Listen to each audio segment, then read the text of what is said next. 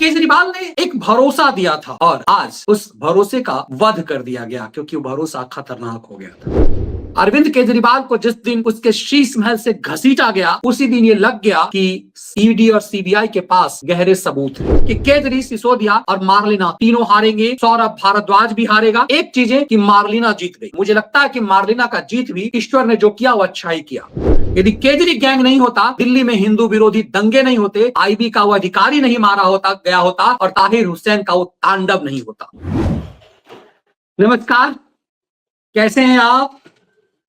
चुनाव तो महाराष्ट्र और हरियाणा में भी हुए 2024 के लोकसभा चुनाव के बाद। 2024 के लोकसभा चुनाव ने एक बड़ी हताशा नरेंद्र मोदी को दी थी। वो तस्वीर जब कभी भी याद करता हूं तो रूह कांपते हैं।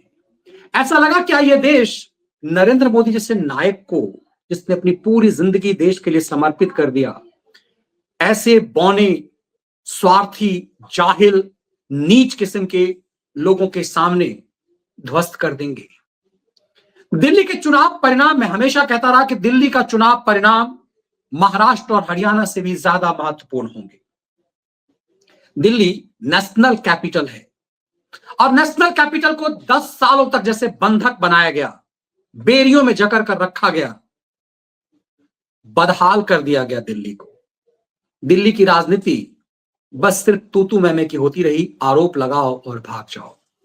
दरअसल केजरीवाल ने एक भरोसा दिया था और आज उस भरोसे का वध कर दिया गया क्योंकि वो भरोसा खतरनाक हो गया था। दिल्ली में बीजेपी का 27 साल बाद वनवास खत्म होना सही मायने में मोदी पर आम जनता का भरोसा है। इस जीत के लिए भले कितने सारे आयामों को जोड़ा जाए, निर्मला सीतारमण के बजट की बात हो जाए तो निर्मला की बजट नहीं, वो दरअसल मोदी की बजट है। इसके कई एंगल हैं, चाहे वो स्वाति मालीवाल का एंगल हो, यमुना का एंगल हो, लेकिन हर एंगल ठहरता है नरेंद्र मोदी पर आकर। ये सिर्फ और सिर्फ मोदी मैजिक है। और इस पूरे प्रकरण को यदि आप समझेंगे तो मैं अक्सर कहता था कि जेल होने के बाद हमारे देश में नेता नायक बन जाते हैं। जातिवाद और किसी और एजेंडे से चोरी करने के बाद भी लालू प्रसाद यादव सजा याफ्ता अपराधी होने के बाद भी नायक बना रहा, क्योंकि उस जाति को उसने साधा, तुष्टीकरण के वोट को उसने साधा। हेमंत विश्व शर्मा इसकी और एक बड़े उदाहरण सामने आए कि भ्रष्टाचार के आरोप में भले ही दमदार हो कोई, वो नायक बन जाता है। ये हमारे देश का दुर्भाग्य रहा। लेकिन केजरीवाल, सोचिए, केजरीवाल तो महानायक बन जाता, क्योंकि केजरीवाल की तो उत्पत्ति भ्रष्टाचार के खिलाफ है। आप लालू प्रसाद यादव से उम्मीद नहीं कर सकते कि वो भ्रष्ट नहीं होंगे।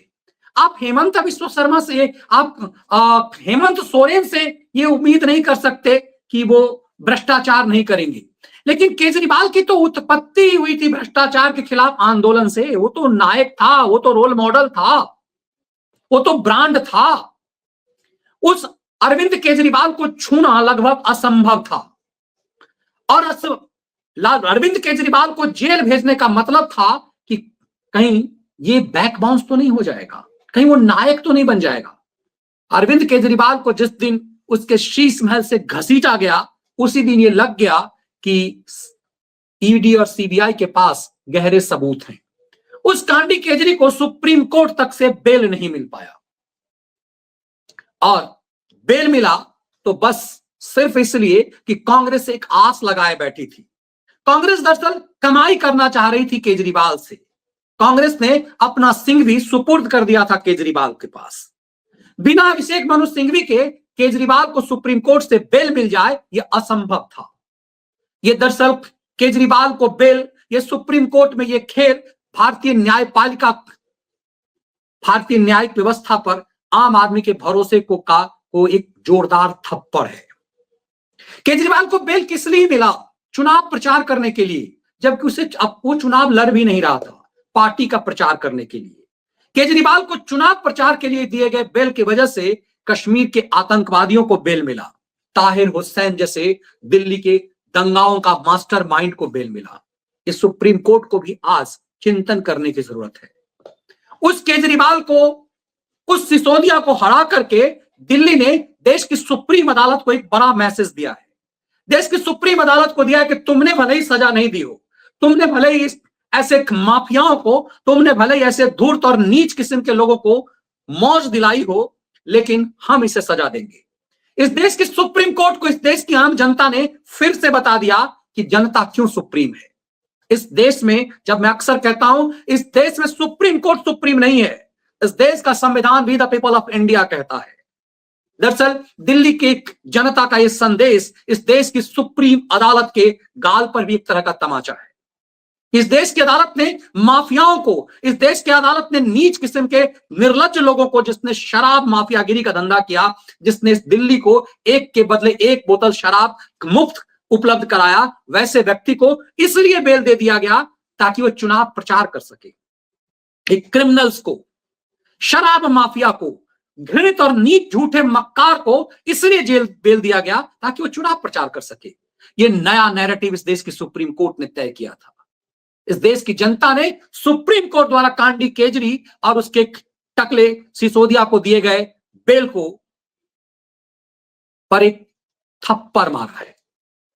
आम आदमी पार्टी की दिल्ली में हार, आम लोगों को तब तक सुकून नहीं मिलता यदि आम आदमी पार्टी 55 सीट भी हार जाती, यदि बीजेपी को 60 सीट भी मिल जाती और कांडी केजरी यदि नहीं हारता, तो इस जीत के कोई मायने नहीं थे। कांडी केजरी और सिसोदिया के हार के बिना दिल्ली में आम आदमी पार्टी के हार के कोई मायने नहीं थे। हमारी पूरी नजर इस बात को लेकर के थी कि कांडी केजरी और सिसोदिया हार रहा है या नहीं।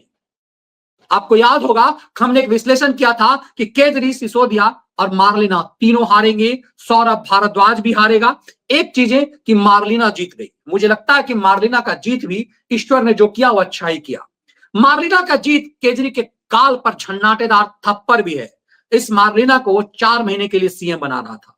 दरअसल ये कांडी केजरी जिस तरह से अपनी बीबी को लेकर चुनाव प्रचार में घूम रहा था, इसे लग रहा था कि हम जीत जाएंगे और जीत के बाद हम अपनी बीबी को कुर्सी पर बैठा देंगे, क्योंकि दिल्ली की जनता को पता था कि कांडी केजरी अब चीफ मिनिस्टर नहीं बन सकता, क्योंकि सुप्रीम कोर्ट ने जिस शर्त पर इसे जमानत दी थी उसमें साफ था कि ये सीएम ऑफिस नहीं जाएगा, सचिवालय नहीं जाएगा, किसी भी ऐसे फाइल पर साइन नहीं करेगा। ऐसे में इस कांडी केजरी का तिहाड़ जेल में रह करके सरकार चलाना लगभग असंभव था और इतना तय था कि ये कांडी केजरी अब जेल तो जाएगा ही, सजायाफ्ता अपराधी होगा, ये तय है। सिसोदिया सजायाफ्ता अपराधी होगा, लेकिन इसकी निर्लज्जता देखिए। इसने कहा था जंगपुरा में जाकर के कि सिसोदिया चीफ डिप्टी सीएम फिर से बनेगा।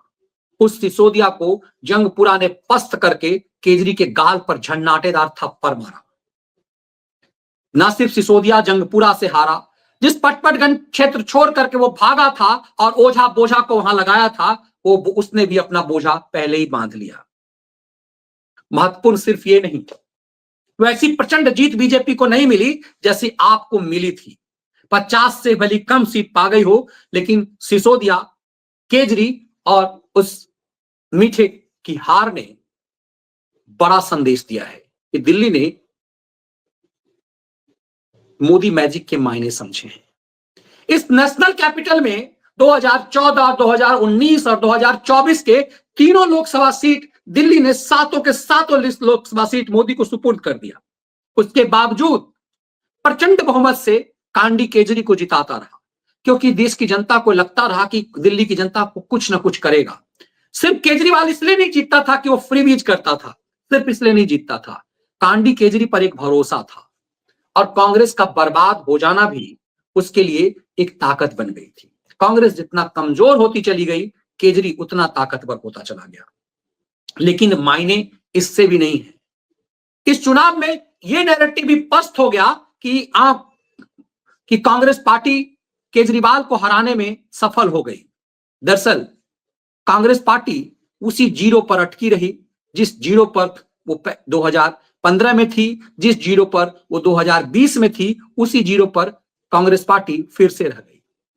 कांग्रेस के तमाम वफादार इस बात की उम्मीद बांधे हुए थे कि कांग्रेस कुछ ना कुछ करेगी, लेकिन खेल देखिए, निर्लज्जता की हद देखिए। ये आज भी आप उन सबके यूट्यूब चैनलों पे भी जाएंगे तो उन खलिहरों ने एक नैरेटिव बनाया हुआ है, मोदी युग का खात्मा, मोदी का वजन कम हो गया, मोदी का मोदी की लोकप्रियता कम हो गई, ये लगातार चलाते रहे। लेकिन 2024 में जिस 240 सीट पर नरेंद्र मोदी अटके थे, उसके बाद जो एक मातम की तरह दिल्ली मुख्यालय में दिखा था, वो मातम ही था। इस देश ने नरेंद्र मोदी की ऐसी तस्वीर कभी नहीं देखी होगी। जब वो दिल्ली गुजरात के मुख्यमंत्री बने तब से लेकर के आज की तारीख तक, 2024 के चुनाव तक के परिणाम तक, नरेंद्र मोदी की ऐसी हताशा वाली तस्वीर देश ने कभी नहीं देखी। लेकिन एक तरह से सही मायने में कहिए तो ये पूरा बैक बाउंस हुआ, ये रिवाइवल है, ये जीत सही मायने में अश्वमेघ की घोड़ा वाले, अश्वमेघ यज्ञ की तरह है। ये लगातार 2024 के चुनाव के बाद जो रिवाइवल हुआ है वो एक बड़ा मैसेज है। जो लोग ये उम्मीद बांधे हुए थे कि मोदी युग का खात्मा हो गया है, दिल्ली ने वहां से बड़ा संदेश दिया है। और एकाएक नहीं, लोकसभा चुनाव के बाद हरियाणा में प्रचंड जीत। हरियाणा की जीत को मैंने उस समय व्याख्या करते हुए कहा था कि हरियाणा की जीत ने भारत पर साजिश करने की हवा निकाल दी है। जो भारत के खलिहर लतिहर ये उम्मीद बांधे हुए थे कि हरियाणा के माध्यम से दिल्ली में घुस जाएंगे क्योंकि यहां तो कांडी केजरी है, उन सब पर हरियाणा ने उन सब पर ब्रेक लगाया। हरियाणा ने इसकी शुरुआत की और दिल्ली ने उसे थाम लिया, गले लगा लिया। देश की की आर्थिक राजधानी मुंबई वाला महाराष्ट्र ने एक बड़ी जीत दिलाकर के एक उम्मीद बांधी। लेकिन इन सबसे महत्वपूर्ण मैं मानता हूं हरियाणा, महाराष्ट्र और दिल्ली, इन तीनों में मैं दिल्ली को एक बड़ा महत्वपूर्ण मानता हूं, क्योंकि दिल्ली शहरी नक्सलियों का अड्डा था। दिल्ली सही में भारत पर साजिश का एक बड़ा एजेंडा दिल्ली में चल रहा था। ये जितने शाहीन साजिश हुए, ये जितने किसान आंदोलन हुए, इस सब के पीछे दिल्ली की सरकार थी। ये केजरी गैंग था। यदि केजरी गैंग नहीं होता, दिल्ली में शाहीन साजिश नहीं होता। यदि केजरी गैंग नहीं होता, दिल्ली में हिंदू विरोधी दंगे नहीं होते, आईबी का वो अधिकारी नहीं मारा होता गया होता और ताहिर हुसैन का वो तांडव नहीं होता। दिल्ली में नेशनल कैपिटल, दिल्ली में भारत को बदनाम करने का एक धंधा चल रहा था, सोरस के माल का। यकीन मानिए ये चुनाव, और इस चुनाव के बाद जो लोग ये कहते हैं कि केजरीवाल को हल्के में नहीं लेना चाहिए, केजरीवाल को अब इतने हल्के में लेना चाहिए कि आगे क्या होगा। केजरीवाल की हार ने बहुत कुछ साबित कर दिया है। केजरीवाल की हार ने एक बड़ा मैसेज दिया है, सिसोदिया की हार ने एक बड़ा मैसेज दिया है। बस एक रह गई कि अतिशी मार लेना का जीत जाना। बहुत कम मार्जिन से अतिशी मार लेना जीत गई, लेकिन मार लेना ही तो मूंग दलेगी अब इस कांडी केजरी के ऊपर। मार लेना ही तो नायक बनेगी। अब विधानसभा में वो नेता प्रतिपक्ष होगी और निश्चित रूप से विपक्ष तो बन ही गया। असली लड़ाई अब वहां होगी। केजरी का पूरा खेल खुलेगा। एक एक चीज सरकार के अंदर 11-12 साल तक रहकर इस कांडी ने क्या क्या खेल खेला वो भी खुलेगा। और सबसे महत्वपूर्ण ये कि इस दिल्ली को निजात मिल गई एक माफिया से, शराब माफिया से, निर्लज्ज व्यक्ति से। भारतीय राजनीति में केजरीवाल से बड़ा निर्लज्ज चरित्र नहीं हुआ।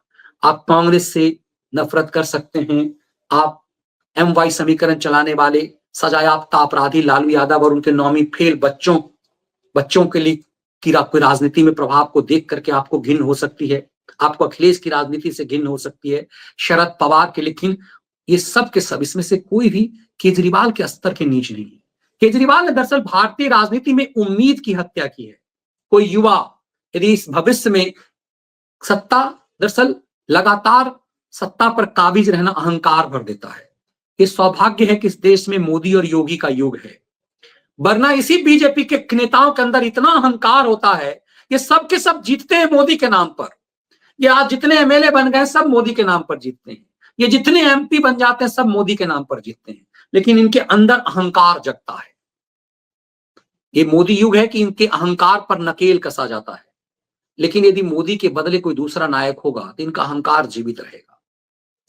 इसीलिए जीत जो अहंकार देता है, उस अहंकार से मुक्ति के लिए उम्मीद का कायम होना जरूरी है। केजरीवाल ने उस उम्मीद की हत्या कर दी है।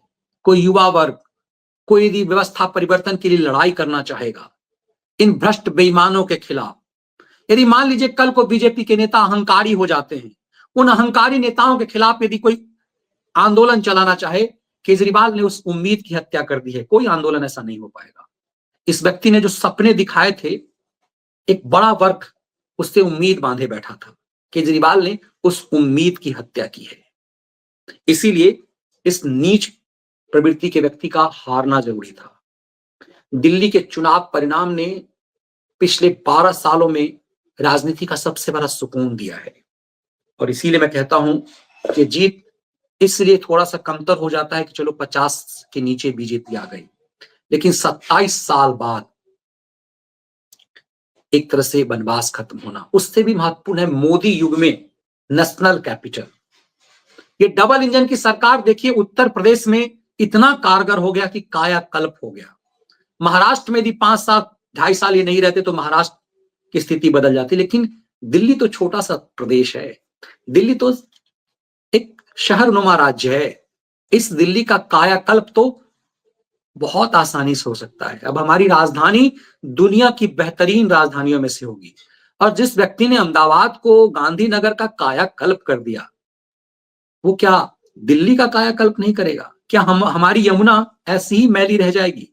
तब आपको एक एक चीज लगेगा कि इस कांडी केजरी को किस किस चीज की सजा मिली है। आप सोचिए, इस दिल्ली में जब छठ हुआ करता था यमुना में, तो उसे देखने के लिए लोग दूर दराज से आते थे। यमुना का छठ बाद में लोकप्रियता के चरम पर पहुंच गया। पहली बार ऐसा हुआ कि यमुना में छठ नहीं मनाया गया। इस पापी को छठी मैया का श्राप लगा। एक सिर्फ एक महत्वपूर्ण मामला नहीं है। आपको याद होगा, ये तस्वीर आज के डेट में सबसे ज्यादा वायरल हो रहा है। आम आदमी पार्टी ने इस तरह से स्वास्तिक का मजाक उड़ाया था। आज ये चल रहा है हाउ इट्स गोइंग, ये कैसा चल रहा है। इतना ही नहीं हुआ, असली बांस स्वाति मालीवाल ने भी किया। भूमिका सबकी हर किसी की होती है, किसी एक व्यक्ति की वजह से नहीं। और छठी मैया का श्राप इसके ऊपर लगा, ये अपार आस्था का है। दरअसल पूर्वांचल के लोगों ने जिसका इसने मजाक उड़ाया था, एक एक चीज है, लेकिन मुझे लगता है कि यह हार और ज्यादा बड़ी होनी चाहिए थी। कलेजे को ठंडक और मिलती कि जब इसकी स्थिति और बदतर होती। कम से कम 2-3 विधायक से ज्यादा नहीं आते, ये सजा इसे और मिलनी थी। लेकिन तुष्टीकरण का वोट, जिसे कहा जाता है कि बट गया, ऐसा कुछ नहीं बटा। तुष्टीकरण का वोट आज भी इसकी ताकत है। तुष्टीकरण का वोट और बहुत हद तक फ्री बीज, आज भी जो फ्री का नशा है लोगों के अंदर, वो मेरे कई जानकार हैं। मेरा एक मित्र है बचपन का, उसने कहा उसकी बीवी ने इसीलिए वोट किया क्योंकि फ्री में मिलता है। अब सोचिए, मिडिल फैमिली के लोग ये सब जानते हुए कि पापी है, ये जानते हुए कि नीच प्रवृत्ति का आदमी है, ये जानते हुए कि शहरी नक्सल है, आप बस 500 रुपए 200 रुपए पर मंथ बिजली का बिल बचाने के लिए, 200 रुपए बिजली बिल बचाने के लिए आपने सालों तक एक ऐसे एंटी नेशनल व्यक्ति को संरक्षण दिल्ली में दिया जिसने हिंदू विरोधी दंगे कराए। आज दिल्ली को सुकून है, आज कलेजा शांत है, सुकून है, ठंडक मिली है कि इस केजरी का कांड हो गया। ये बहुत महत्वपूर्ण था। इस केजरी के खात्मे के बिना ये कुछ भी संभव नहीं था। उम्मीद करें कि आप सब दिल्ली की जीत को एक जश्न के रूप में ले रहे होंगे, तो जलेबियां खाइए। ये देश की जीत है, ये राष्ट्रीय राजधानी का मामला है। हर स्टेट का अपना अपना वजूद होता है, लेकिन दिल्ली सबकी है, दिल्ली देश की है, इसीलिए ये जीत देश की है। बहुत बहुत धन्यवाद। आगे इस विश्लेषण को हम करते रहेंगे। जय हिंद, वंदे मातरम।